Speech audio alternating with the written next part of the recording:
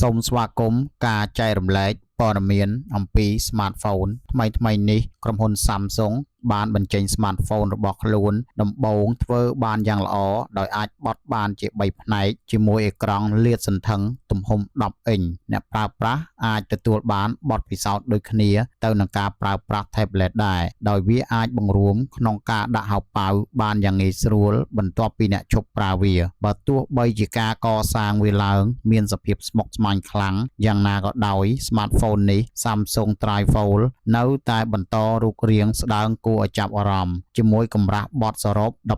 12.9 មីលីម៉ែត្រនិងកម្រាស់ត្រឹមតែ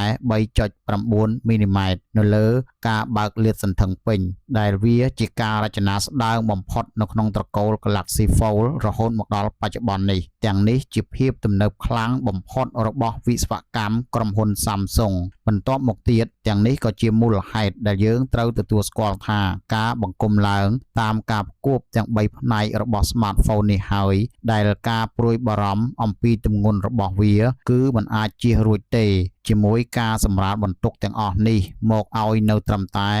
309ក្រាមធ្វើឲ្យវាមានទម្ងន់ធ្ងន់ជាង Smartphone Samsung ដទៃទៀតដូចជា Fold 7 មានទម្ងន់ត្រឹមតែ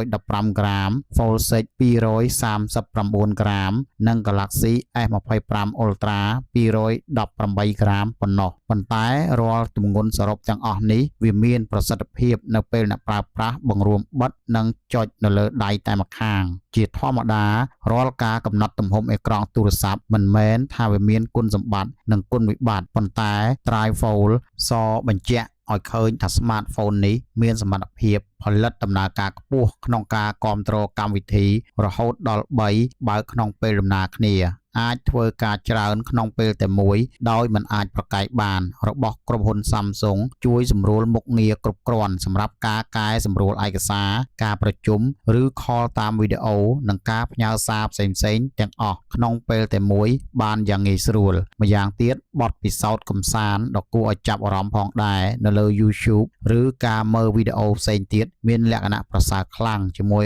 អេក្រង់ OLED កម្រិត 120Hz ធានាឲ្យអ្នកប្រើប្រាស់នៅសកម្មភាពរស់រវើកលើអេក្រង់កម្រិតប៉ុណ្នេះដោយមិនថាបច្ចុប្បន្ននិងអនាគតចំណែកឯការលេងហ្គេមវិញក៏ទទួលបានអត្ថប្រយោជន៍ពីអេក្រង់ដ៏ធំទូលាយនិងភាពឆ្លើយតបបានយ៉ាងល្អជាមួយអត្រាកម្រិតដង់ស៊ីតេបង្ហាញ frame rate ខ្ពស់បើនិយាយពីសភាពងាយស្រួលនិងពិបាកក្នុងការប្រើប្រាស់ Smartphone របៀបនេះគឺមានបង្កប់មកទាំងពីរតែម្ដងមិនដូច Smartphone មុនដោយវាអាចធ្វើការបត់បានដោយដៃម្ខាងប៉ុន្តែ Trifold នេះមានទម្ងន់និងទម្រង់ផ្សេងជារាងអក្សរ G